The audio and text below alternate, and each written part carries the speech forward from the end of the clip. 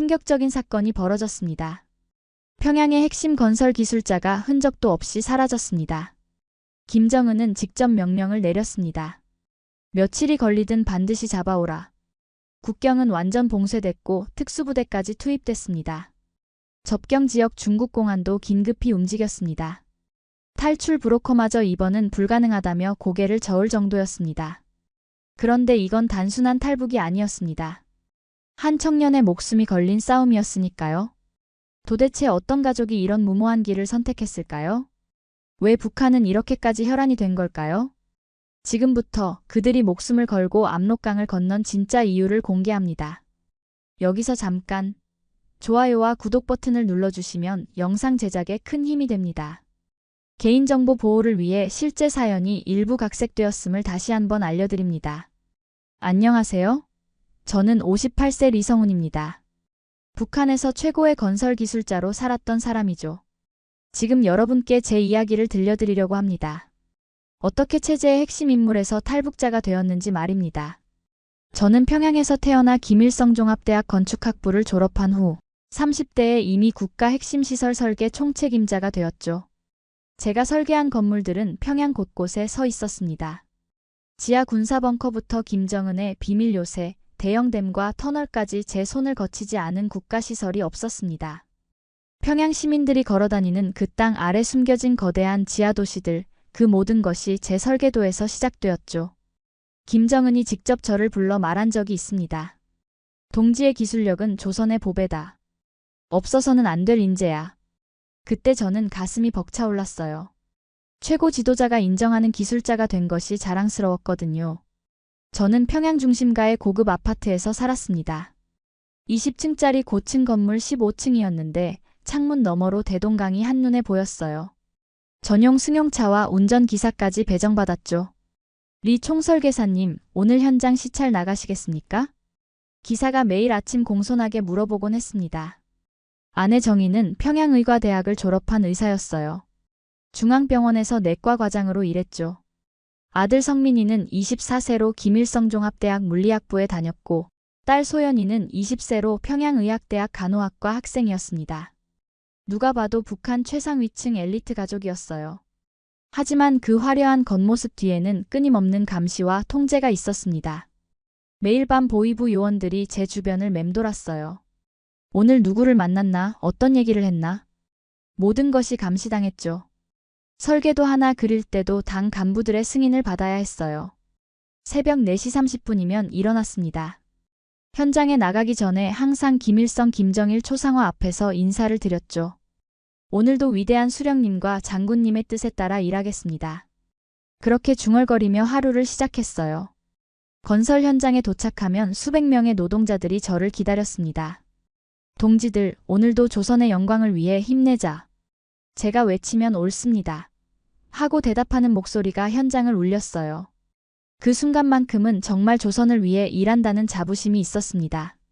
어느 날 건설성 부상이 저를 따로 불렀어요. 리동지, 동지가 사라지면 평양건설이 마비된다네. 그만큼 중요한 사람이야. 그 말을 듣고 어깨가 무거워졌습니다. 자랑스러우면서도 부담스러웠어요. 저녁에 집에 돌아와서 가족들과 함께하는 시간이 가장 행복했습니다. 아내 정희가 차려준 저녁상에 둘러앉아 하루 얘기를 나누곤 했죠.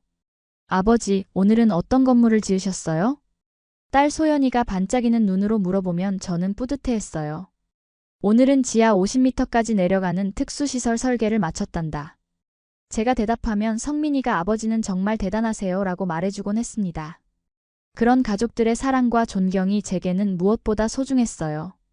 그때만 해도 저는 이 모든 것이 영원할 거라고 생각했습니다. 평양의 화려한 불빛 속에서 체제의 핵심 인물로 살아가는 것이 당연하다고 여겼죠. 하지만 운명은 곧 우리 가족을 완전히 다른 길로 이끌게 될 것이었습니다. 2023년 봄, 평범했던 우리 일상이 완전히 뒤바뀌었습니다. 성민이가 갑자기 몸이 붓기 시작했어요. 처음에는 대학 공부가 힘들어서 그런가 보다 했죠. 요즘 물리학 과제가 많아서 밤샘을 자주 해요. 성민이가 힘없이 말했어요. 하지만 붓기가 점점 심해졌습니다. 얼굴이 퉁퉁 부어서 아침에 일어나기 힘들어했어요. 아내 정희가 의사였기 때문에 먼저 눈치를 챘죠. 여보, 성민이 상태가 심상치 않아요. 신장에 문제가 있는 것 같아요. 정희의 얼굴이 창백해졌습니다. 중앙병원에서 정밀 검사를 받았어요. 결과를 기다리는 동안 저는 계속 일하려고 했지만 마음이 현장에 있지 않았습니다. 설계도를 그리면서도 자꾸 성민이 생각만 났어요. 괜찮을 거야, 아무것도 아닐 거야. 혼자 중얼거렸죠. 일주일 후 정희가 울면서 집에 돌아왔습니다. 여보, 성민이가 만성 신부전이래요. 신장 기능이 심각하게 떨어졌대요. 정희의 목소리가 떨렸어요. 그 순간 제 머릿속이 하얘졌습니다. 치료 방법은 없나? 제가 다급하게 물었죠. 정희가 고개를 저었어요. 북한에서는 투석 장비도 부족하고 신장 이식은 거의 불가능해요. 약으로 버티는 것 말고는 방법이 없어요. 그날 밤 성민이와 둘이 앉아 이야기했습니다. 아버지, 저 때문에 걱정 마세요. 전 괜찮아요. 성민이가 억지로 웃으며 말했어요. 하지만 제 눈에는 아들의 얼굴이 점점 누렇게 변해가는 게 보였습니다. 며칠 후 더 충격적인 소식이 들려왔어요. 리동지, 당 간부가 저를 불러 말했습니다. 리동지, 자네 아들이 군 입대 부적합 판정을 받았네. 신체 검사에서 탈락했어. 북한에서 군 입대를 못하면 앞길이 완전히 막히는 거였어요. 그럼 성민이는 어떻게 되는 겁니까? 제가 물었죠. 간부가 차갑게 대답했습니다. 자네 가족은 이제 결함 있는 집안으로 분류될 것 같네. 자네 지위도 영향을 받을 수 있어. 집에 돌아와서 정희에게 모든 걸 털어놨어요. 우리 가족이 문제 가족으로 찍혔어. 정희가 절망적인 표정을 지었습니다. 그럼 소연이 대학 생활도 성민이 미래도 다 끝나는 거네요. 성민이의 상태는 날마다 나빠졌습니다. 소변량이 줄어들고 온몸이 부었어요. 병원에서는 더 이상 할 수 있는 게 없다고 했죠. 제가 북한 최고의 기술자였지만 아들 하나 살릴 방법이 없었습니다. 어느 날 저녁 소연이가 울면서 말했어요. 아버지, 오빠를 살릴 방법이 정말 없나요? 저라도 뭔가 할 수 있는 건 없을까요? 그때 저는 깨달았습니다. 이 체제 안에서는 정말로 아무것도 할 수 없다는 것을. 밤마다 성민이 옆에 앉아서 생각했어요. 내가 평생 충성했던 이 나라가 내 아들에게는 죽음을 선고했다는 사실을. 권력과 지위가 무슨 소용이겠습니까? 가족을 지키지 못하는데 말이죠. 그때부터 저는 체제에 대한 의심을 품기 시작했습니다. 정말 이게 다인가? 다른 나라에는 치료 방법이 있는 건 아닐까? 그런 생각들이 머릿속을 맴돌았어요. 하지만 그런 생각을 입 밖으로 내뱉을 수는 없었죠. 혹시 누가 들을까봐 무서웠거든요. 성민이는 하루하루 더 힘들어했습니다. 계단을 오르기도 힘들어하고 조금만 걸어도 숨이 찼어요. 대학 수업에도 제대로 나가지 못했죠. 아버지, 제가 짐이 되는 것 같아요. 성민이가 말했을 때 제 가슴이 찢어지는 것 같았습니다. 소연이도 오빠를 돌보느라 공부에 집중하지 못했어요. 소연아, 오빠 좀 돌봐줘. 제가 부탁하면 소연이가 눈에도 눈물이 고인 채로 대답했어요. 당연하죠, 아버지. 걱정 마세요. 정희는 병원에서 동료들에게 온갖 약을 구해왔어요. 하지만 모든 약이 일시적인 효과만 있었죠. 여보, 이 약들로는 한계가 있어요. 근본적인 치료가 필요해요. 정희가 절망적으로 말했습니다. 어느 날 건설 현장에서도 문제가 생겼어요. 당 간부가 저를 따로 불러 말했습니다. 리동지, 자네 가족 문제 때문에 동지들 사이에서 소문이 나고 있네. 혹시 자네가 제대로 일할 수 있겠나? 그 말을 듣는 순간 분노가 치밀어 올랐어요. 제가 언제 일을 소홀히 했습니까? 제가 반박했죠. 하지만 간부는 냉정하게 대답했습니다. 앞으로 중요한 프로젝트에서는 배제될 수도 있다는 얘기야. 상부의 뜻이니까. 그날 밤 집에 돌아와서 가족들과 함께 앉아 있을 때였어요. 아버지, 저 때문에 아버지까지 힘들어지시면 안 되는데. 성민이가 갑자기 말했습니다. 그 순간 저는 결심했어요. 이 나라에서는 정말로 희망이 없다는 것을. 성민아, 너는 아무 걱정하지 마라. 아버지가 반드시 방법을 찾을 테니까. 제가 아들의 손을 잡고 말했습니다. 하지만 속으로는 막막했어요. 도대체 어떤 방법이 있을까요? 어느 날 밤 정희가 이상한 행동을 하는 걸 눈치챘습니다. 밤 11시가 넘어서 혼자 부엌에 앉아 있더라고요. 제가 다가가니까 깜짝 놀라면서 뭔가를 서둘러 숨겼어요. 여보, 뭐 하는 거야? 제가 물었죠. 아, 그냥 못 자서 물 좀 마시려고. 정희가 어색하게 웃었습니다. 하지만 뭔가 수상했어요. 평소 같으면 저에게 다 말하는 정희가 숨기는 게 있다는 뜻이었거든요. 며칠 후 또 같은 일이 반복됐어요. 이번에는 제가 조심스럽게 지켜봤습니다. 정희가 부엌 찬장 안에서 뭔가를 꺼내더라고요. 자세히 보니 작은 라디오였어요. 그것도 중국제 라디오였죠. 다음 날 정희가 병원에 간 사이에 찬장을 뒤져봤습니다. 과연 그 라디오가 있었어요. 북한에서는 외국 방송을 듣는 것만으로도 정치범 수용소에 갈 수 있습니다. 정희가 얼마나 절망적이었으면 이런 위험한 일을 했을까요? 그날 밤 정희와 마주 앉아 이야기했어요. 당신이 라디오 듣는 거 알고 있어. 정희의 얼굴이 하얗게 질렸습니다. 여보, 죄송해요. 하지만 성민이를 위해서라면 뭐든지 해야 한다고 생각했어요.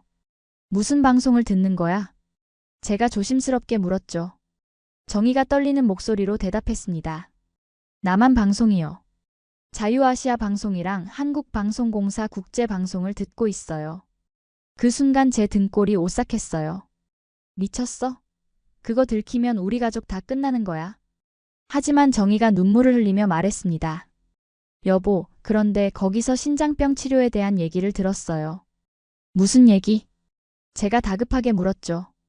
정희가 흥분하며 말했어요. 서울대병원에서 신장이식 성공률이 90% 이상이래요. 복막투석이라는 것도 있대요. 집에서도 할 수 있고 환자들이 정상 생활을 할 수 있다는 거예요. 그 말을 듣는 순간 제 머릿속이 복잡해졌습니다. 북한에서는 신장병이 곧 사형 선고나 다름없었는데 남한에서는 치료가 가능하다는 거였어요. 정말이야? 제가 믿을 수 없다는 표정으로 물었죠. 네, 그리고 탈북민들도 의료급여를 받아서 무료로 치료받는다고 해요. 신장이식 수술비도 국가에서 지원한다더라고요. 정희의 목소리에 희망이 섞여 있었어요. 그날 밤 저도 처음으로 그 라디오를 들어봤습니다. 자유아시아 방송에서 북한 의료 실태에 대해 방송하고 있었어요. 북한의 신장병 환자들은 제대로 된 치료를 받지 못해 목숨을 잃고 있습니다. 반면 한국은 세계 최고 수준의 신장병 치료 기술을 보유하고 있습니다. 한국방송공사 국제방송에서는 더 구체적인 내용이 나왔어요. 서울대병원 신장내과에서는 연간 수백 건의 신장이식을 성공적으로 시행하고 있습니다. 복막투석 환자들의 5년 생존율이 85%에 달합니다. 그 순간 제 가슴이 뛰기 시작했어요. 성민이를 살릴 방법이 있다는 거였어요. 북한에서는 불가능하지만 남한에서는 가능하다는 얘기였죠. 다음 날부터 저와 정희는 매일 밤 그 라디오를 들었습니다. 탈북민 의료 지원에 대한 더 자세한 정보를 찾으려고 했어요. 탈북민 정착 지원법에 따라 의료급여 1종이 적용됩니다. 중증질 환자는 본인 부담금 없이 치료받을 수 있습니다. 어느 날 밤에는 실제 탈북민의 증언도 들었어요. 저도 북한에서 신장병으로 죽을 뻔했는데 한국에 와서 투석 치료를 받고 완전히 새로운 삶을 살고 있습니다. 이제는 직장도 다니고 정상적인 생활을 하고 있어요. 그 방송을 들으며 소연이가 조용히 다가왔어요. 아버지, 엄마, 뭐 하세요? 우리가 깜짝 놀라서 라디오를 끄려고 하니까 소연이가 말했습니다. 저도 알고 있어요. 엄마가 나만 방송 듣는 거요. 소연아, 너도 들었어? 정희가 놀라서 물었죠. 소연이가 고개를 끄덕였어요. 네, 며칠 전부터 몰래 들었어요. 오빠를 살릴 방법이 있다면 뭐든지 알고 싶었거든요. 그날 밤 가족 셋이 함께 앉아 나만 방송을 들었습니다. 성민이만 모르게 했어요. 혹시 충격을 받을까봐 걱정됐거든요. 엄마, 정말로 오빠를 살릴 수 있는 거예요? 소연이가 눈물을 글썽이며 물었어요. 그런 것 같아. 하지만 문제는 어떻게 나만에 가느냐는 거지. 제가 한숨을 쉬며 말했습니다. 그때 소연이가 갑자기 말했어요. 아버지, 제가 간호학을 공부하고 있잖아요. 오빠한테 제 신장을 드릴 수도 있어요. 그 말을 듣고 정희와 제가 동시에 소연이를 바라봤어요. 소연아, 무슨 소리야? 정희가 놀라서 말했죠. 하지만 소연이는 진지했어요. 엄마, 간호학 교과서에서 봤어요. 형제자매 간 신장이식이 가장 성공률이 높다고요. 하지만 북한에서는 그런 수술이 불가능해. 제가 씁쓸하게 말했습니다. 소연이가 단호하게 대답했어요. 그럼 남한에서 하면 되잖아요. 우리 가족이 함께 남한에 가면 그 순간 저는 깨달았어요. 성민이를 살리려면 탈북밖에는 방법이 없다는 것을. 북한에서는 죽음이고 남한에서는 희망이라는 사실을 말이죠. 그날 밤부터 저는 잠을 이루지 못했습니다. 성민이를 살릴 수 있는 방법이 있다는 희망과 탈북이라는 공포 사이에서 고민했어요. 평생 충성했던 조선을 떠난다는 것, 그것도 가족 모두가 함께 말이죠. 며칠 동안 고민한 끝에 저는 결심했습니다. 아들의 생명보다 중요한 건 없다고 생각했어요. 하지만 어떻게 탈북해야 할지는 막막했습니다. 제가 아무리 기술자라고 해도 탈북 경험은 전혀 없었거든요. 그때 생각난 게 과거 해외 출장 경험이었어요. 러시아댐 건설 프로젝트로 3개월, 중국 건설자재 수입 업무로 2개월씩 나간 적이 있었죠. 그때 만난 조선족들이 떠올랐습니다. 여보, 나 중국에 아는 사람이 있어. 제가 정희에게 조심스럽게 말했어요. 누구요? 정희가 놀란 표정으로 물었습니다. 2019년 중국 심양에서 만난 조선족 기술자야. 김철수라는 사람인데 그때 내가 많이 도와줬거든. 저는 천천히 설명했어요. 그 김철수라는 사람은 건설 현장에서 사고가 나서 다쳤을 때 제가 병원비를 대신 지불해준 적이 있었어요. 북한 기술자가 중국인을 도와준다는 게 쉬운 일이 아니었는데 저는 같은 기술자로서 동정심이 생겼거든요. 선생님 덕분에 제가 살았습니다. 언제든 은혜를 갚고 싶어요. 김철수가 그때 제게 했던 말이 생각났습니다. 하지만 문제는 성민이의 상태였어요. 신부전 환자가 장거리 이동을 할 수 있을까요? 정희가 의사로서 걱정했습니다. 여보, 성민이가 하루도 복막투석 없이는 견딜 수 없어요. 투석액과 멸균 키트를 가지고 이동해야 해요. 그럼 어떻게 해야 하지? 제가 막막해했죠. 정희가 진지하게 말했어요. 복막투석액을 충분히 준비해서 가져가야 해요. 하루에 4번씩 교체해야 하거든요. 그리고 멸균 상태를 유지해야 하고요. 저는 계산해봤습니다.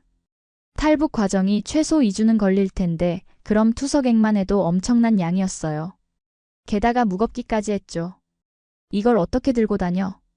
한숨이 나왔습니다. 그때 소연이가 나서더라고요. 아버지, 제가 간호학과에서 배운 걸로는 휴대용 투석액도 있어요. 조금 더 작은 용량으로 자주 교체하는 방법이요. 정말? 정희가 놀라며 물었습니다. 네, 여행용 투석 키트라고 있어요.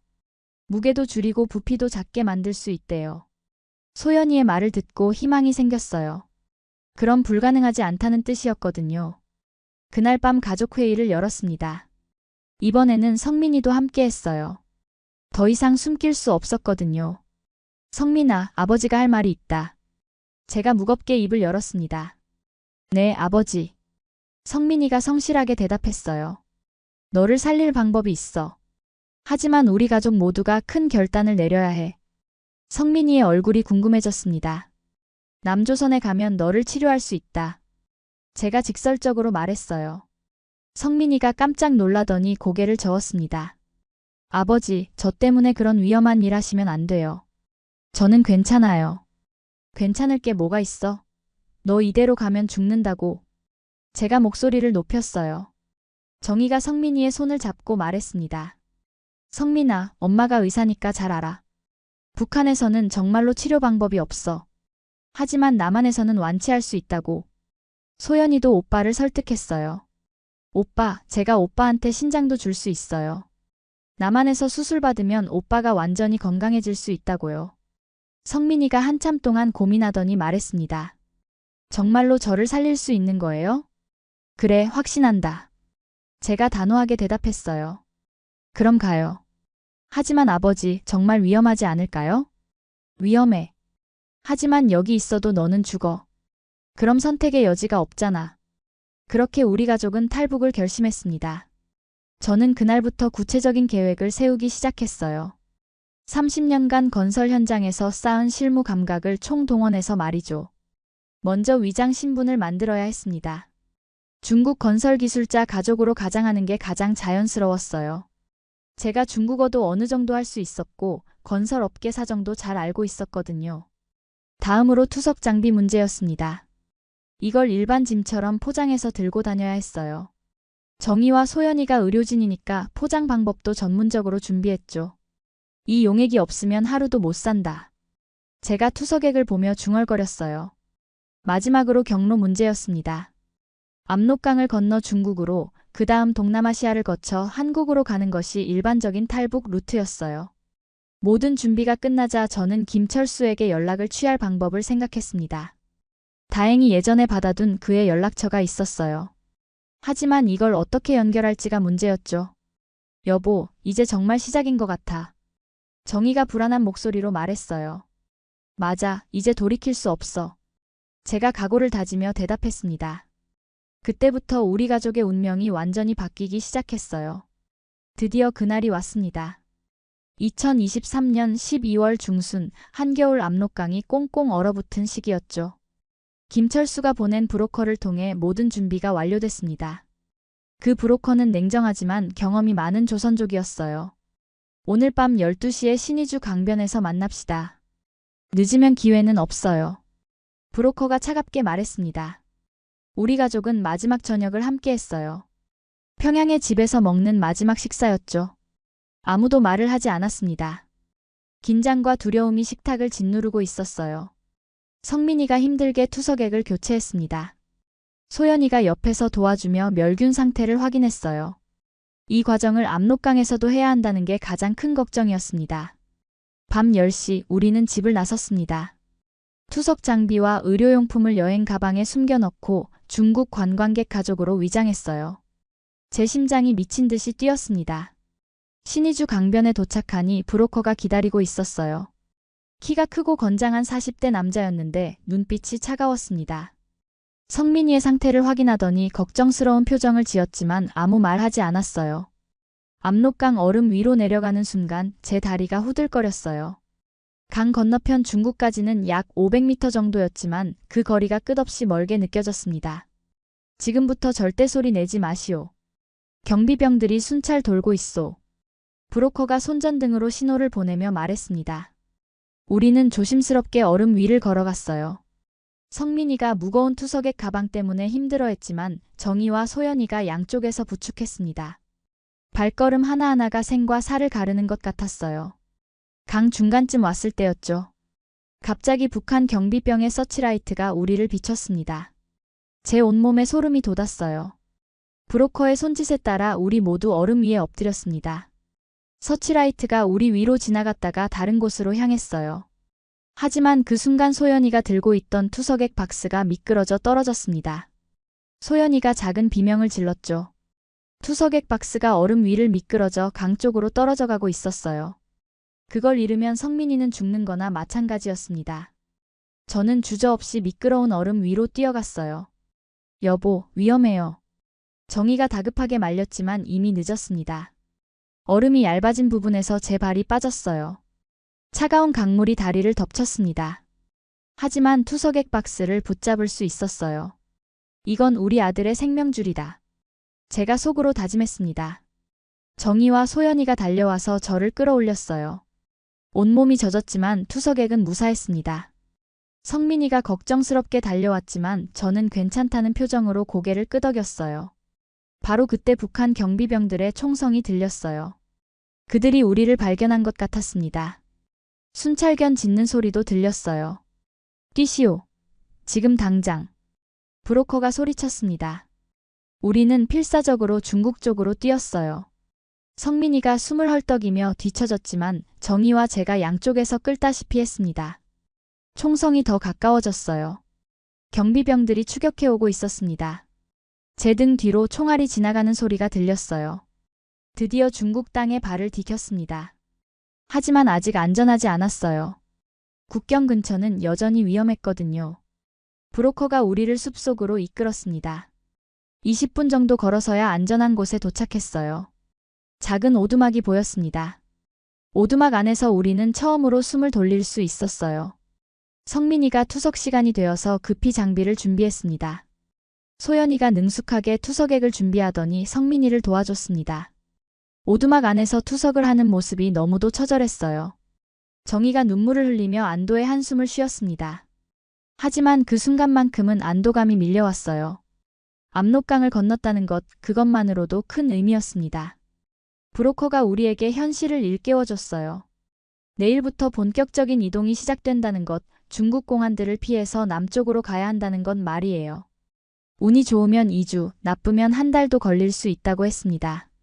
성민이를 보니 투석을 마치고 조금 나아진 것 같았죠. 하지만 앞으로 더 힘든 여정이 기다리고 있다는 것을 모두가 알고 있었습니다. 반드시 갈 거다. 아버지가 약속한다. 제가 아들의 손을 꽉 잡고 말했습니다. 그날 밤 우리는 오두막에서 첫 밤을 보냈어요. 북한을 떠나 중국 땅에서 맞는 첫날이었습니다. 불안하지만 희망도 함께 품고 있었어요. 다음 날부터 우리의 진짜 시련이 시작됐습니다. 브로커는 우리를 여관, 창고, 공사장을 전전하게 했어요. 하루도 같은 곳에 머물 수 없었습니다. 중국 공안들의 추적을 피해야 했거든요. 가장 큰 문제는 성민이의 투석이었죠. 하루에 4번씩 정해진 시간에 투석액을 교체해야 하는데 이동 중에는 정말 힘들었습니다. 때로는 화물차 뒤에서, 때로는 지하실 구석에서 급하게 투석을 해야 했어요. 첫 번째 위기는 단둥의 한 여관에서 일어났습니다.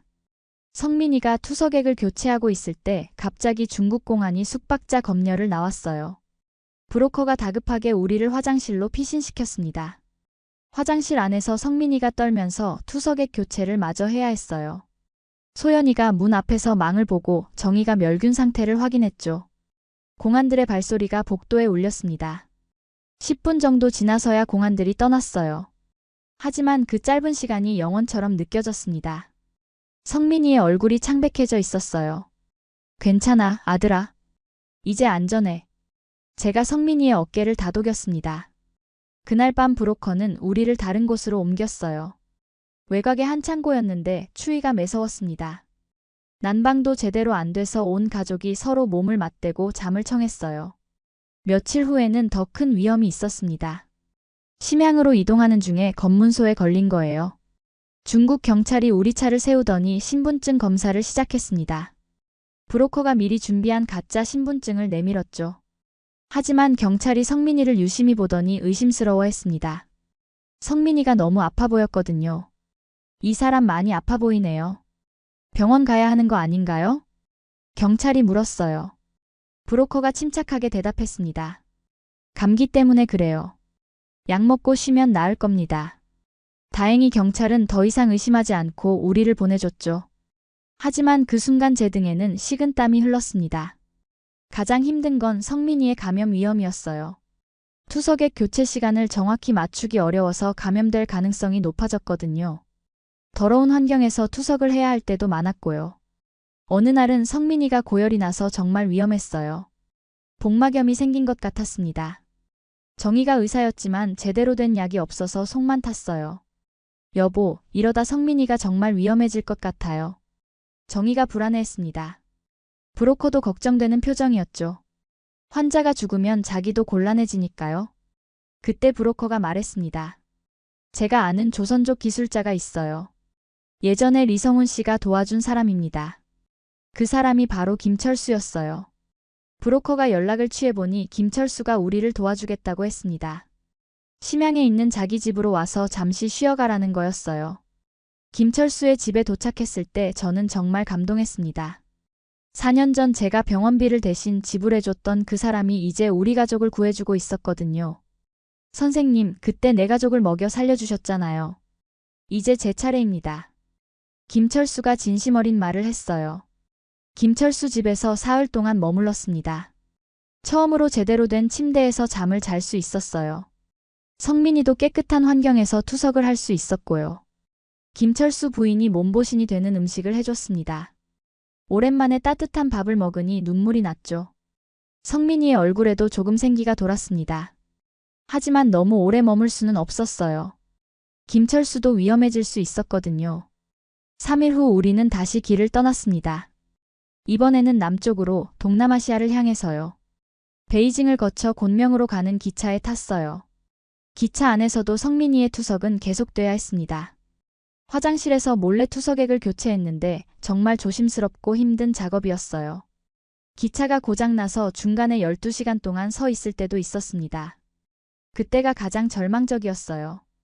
투석 시간은 다가오는데 움직일 수도 없고 성민이는 점점 상태가 나빠지고 있었거든요. 소연이가 기차 화장실에서 성민이를 도와 투석을 했어요. 좁은 공간에서 멸균 상태를 유지하기가 얼마나 어려웠는지 모릅니다. 하지만 소연이는 포기하지 않았어요. 곤명에서는 화물트럭에 숨어서 국경 근처까지 이동했습니다. 트럭 화물칸에서 며칠을 보냈는데 정말 지옥 같았어요. 추위와 배고픔, 그리고 성민이의 병이 악화될 수도 있다는 공포가 계속 우리를 괴롭혔습니다. 국경 근처에서는 하수도를 통해 이동해야 했어요. 더러운 하수도물이 무릎까지 차올랐습니다. 성민이가 감염될까봐 정말 걱정됐지만 다른 방법이 없었어요. 마지막에는 컨테이너에 숨어서 이동했습니다. 아무것도 보이지 않는 깜깜한 컨테이너 안에서 꼬박 이틀을 보냈죠. 공기도 부족하고 물도 없었습니다. 그 과정에서 성민이가 몇 번이나 죽을 뻔했어요. 투석액이 떨어져 갈 때도 있었고 감염 때문에 고열이 날 때도 있었죠. 하지만 가족 모두가 포기하지 않았습니다. 정희는 의사로서의 지식을 총동원해서 성민이를 돌봤어요. 소연이는 간호학도답게 투석 관리를 완벽하게 해냈고요. 저는 건설 현장에서 쌓은 체력으로 가족들을 지탱했습니다. 3주간의 지옥 같은 여정이었지만 우리는 끝내 동남아시아 국경에 도착했어요. 태국이 보이는 순간 저는 무릎이 꺾였습니다. 정말 기적 같은 일이었어요. 태국 땅을 밟은 순간 저는 정말 무릎이 꺾여 넘어질 뻔했습니다. 3주간의 지옥 같은 도피가 끝났다는 안도감이 밀려왔어요. 하지만 아직 완전히 끝난 건 아니었죠. 방콕까지 가는 길도 만만치 않았습니다. 성민이의 상태가 계속 악화되고 있었거든요. 투석액도 거의 떨어져 가고 있었고 감염 증상도 심해지고 있었어요. 아버지, 저 정말 괜찮을까요? 성민이가 약한 목소리로 물었죠. 물론이다. 이제 거의 다 왔어. 저는 확신에 찬 목소리로 대답했습니다. 방콕에 도착한 건 새벽 3시경이었어요. 도시의 불빛들이 우리를 반겨주는 것 같았습니다.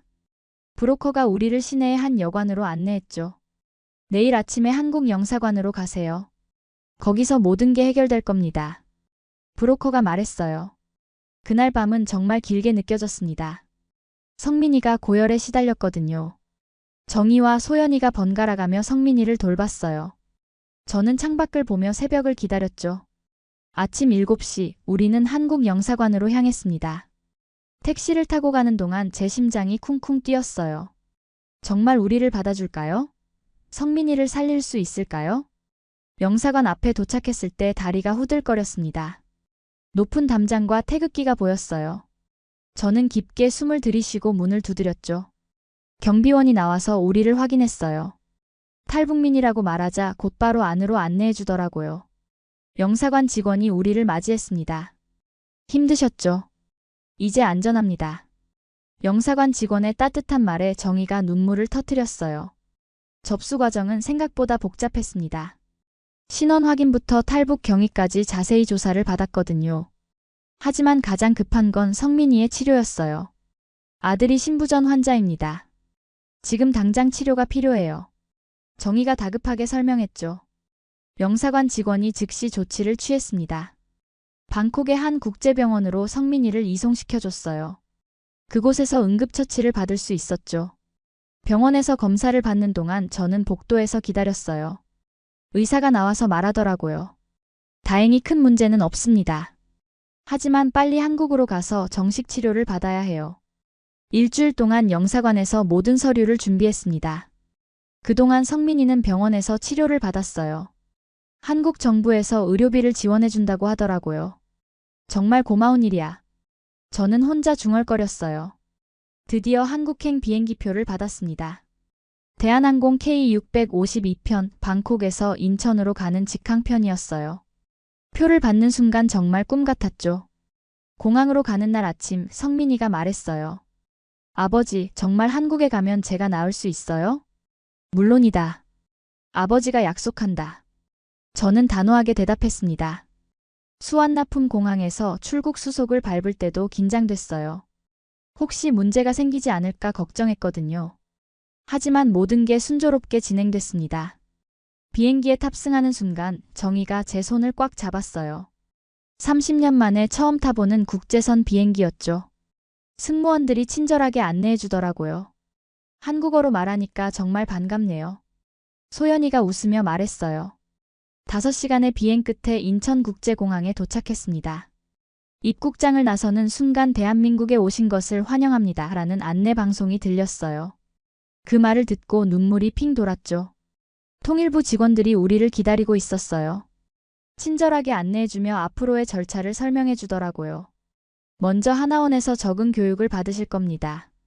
하지만 성민 씨는 응급 환자이니까 바로 병원으로 가셔야죠. 구급차가 대기하고 있었습니다. 성민이를 태우고 서울대병원으로 향했어요. 사이렌 소리를 들으며 저는 창밖 풍경을 봤죠. 고속도로 양옆으로 높은 건물들이 쭉 늘어서 있었어요. 서울대병원에 도착하니 의료진들이 기다리고 있었습니다. 신장내과 교수님이 직접 성민이를 진료해 주셨어요. 복막투석 관리가 잘 되어 있군요. 누가 도와주셨나요? 교수님이 물으셨어요. 제가 간호학을 공부했어요. 소연이가 대답했죠. 아, 그렇군요. 정말 잘하셨어요. 덕분에 큰 문제 없이 여기까지 올 수 있었네요. 검사 결과가 나왔을 때 정말 기적 같았어요. 이식 적합성이 높다는 거였거든요. 특히 소연이와 성민이 사이의 조직 적합성이 매우 좋다고 하더라고요. 형제자매 간 이식 성공률이 95% 이상입니다. 그리고 탈북민 의료급여 일종이 적용되어 수술비는 국가에서 지원해드려요. 교수님의 설명을 들으니 정말 안심이 됐어요. 그날 밤 병원 보호자실에서 가족들과 함께 있을 때였습니다. 성민이가 말했어요. 아버지, 정말 고마워요. 저 때문에 이렇게까지 해주셔서. 저는 처음으로 주저앉아 눈물을 흘렸어요. 그동안 꾹 참고 있던 감정이 한꺼번에 쏟아져 나왔죠. 아들을 살릴 수 있다는 희망, 가족이 모두 무사하다는 안도감, 그리고 한국이라는 나라에 대한 고마움까지 말입니다. 성민아, 이제 정말 새로운 삶이 시작되는 거다. 제가 떨리는 목소리로 말했죠. 그날 밤 저는 병원 창문으로 서울을 내려다봤어요. 우리 가족의 새로운 시작을 알리는 밤이었습니다. 2년이 지났어요. 저는 서울 한강공원에 서서 흐르는 강물을 바라보고 있었습니다. 그때 생각해보니 정말 많은 일들이 있었죠. 성민이의 수술은 대성공이었습니다. 소연이가 기증한 신장이 완벽하게 자리 잡았거든요. 수술 후 3개월 만에 성민이는 완전히 새 사람이 됐어요. 얼굴에 생기가 돌고 걸음걸이도 힘차졌죠. 지금 성민이는 강남의 한 IT 회사에서 일하고 있습니다. 북한에서 배운 물리학 지식을 바탕으로 소프트웨어 개발을 하고 있어요. 동료들은 성민이의 성실함과 집중력에 감탄하더라고요. 아버지, 제가 이렇게 건강하게 살 수 있는 건 모두 아버지 덕분이에요. 성민이가 자주 하는 말입니다. 소연이는 더 놀라운 변화를 보여줬어요. 한국의 간호사 국가고시에 합격해서 지금은 서울대병원 신장내과에서 일하고 있습니다. 자기와 같은 처지에 있는 환자들을 돌보며 보람을 느끼고 있죠. 언니가 정말 자랑스러워요. 북한에서 온 간호사가 이렇게 훌륭할 줄 몰랐네요. 동료 간호사들이 소연이를 칭찬한다고 해요. 아내 정희는 탈북민 지원 단체에서 활동하고 있습니다. 의사로서의 경험을 살려서 새로 온 탈북민들의 건강 상담을 해주고 있어요. 특히 의료진이 부족한 상황에서 정희의 역할이 큽니다.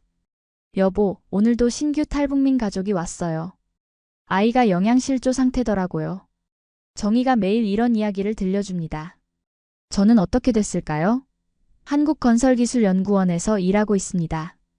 30년간 북한에서 쌓은 건설 기술을 한국의 발전에 활용하고 있어요. 특히 지하 대피시설 설계 분야에서 제 경험이 큰 도움이 되고 있죠. 처음에는 적응이 쉽지 않았습니다. 한국의 건설 기술이 북한보다 훨씬 발달해 있었거든요. 하지만 기본기가 탄탄했던 덕분에 빨리 배울 수 있었어요. 이 박사님의 설계 철학은 정말 독특해요. 실용성과 안전성을 동시에 고려하는 능력이 뛰어나시네요. 연구소 동료들이 저를 인정해 주더라고요. 지난해에는 정말 뜻깊은 일이 있었어요. 국제학술대회에서 발표할 기회를 얻은 거죠. 주제는 재난 대비 지하시설 설계였습니다. 저는 북한에서 온 건설기술자입니다. 오늘 여러분께 말씀드리고 싶은 건 이것입니다. 핵무기가 아니라 국민을 살리는 힘이 진짜 국력이라는 것을요. 제가 연단에서 한 말이에요. 청중들이 박수를 쳐주더라고요. 그 순간 저는 정말 자랑스러웠습니다. 북한을 떠나 한국에서 새로운 삶을 시작한 보람을 느꼈거든요. 요즘 저는 자주 한강을 찾습니다. 특히 저녁 무렵에 가족들과 함께 산책하는 시간을 좋아해요. 한강을 보면서 압록강을 건넜던 그날 밤이 생각나곤 하죠. 아버지, 그때 정말 무서웠는데 지금 생각해보니까 꿈 같아요. 소연이가 말했어요. 맞아. 그때는 정말 절망적이었는데 지금은 이렇게 행복하게 살고 있잖아. 성민이도 감회에 젖어 말했습니다. 저는 가족들을 보며 뿌듯함을 느꼈어요. 성민이는 건강하게 일하고 소연이는 환자들을 돌보며 보람을 찾고 정희는 다른 탈북민들을 도우며 살아가고 있죠. 한국에서 살면서 가장 감동받은 건 의료 시스템입니다. 성민이의 수술비부터 사후 관리까지 모든 게 국가의 지원을 받을 수 있었어요.